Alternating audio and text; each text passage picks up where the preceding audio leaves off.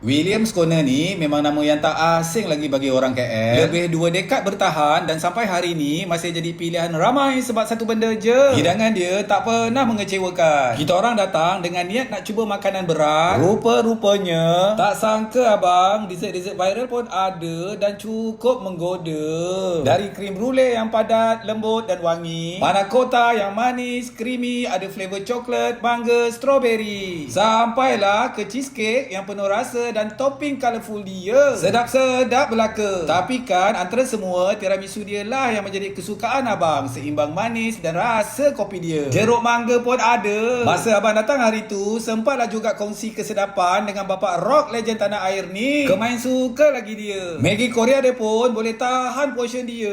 Ada prawn buttermilk, asam prawn, 2 ekor sotong kraken salted egg dia bagi. Boleh kongsi sampai 5 orang, memang puas hati. Bukan itu je tau. Air minuman kat sini pun ada pelbagai pilihan, sedap-sedap dan besar gedabak juga.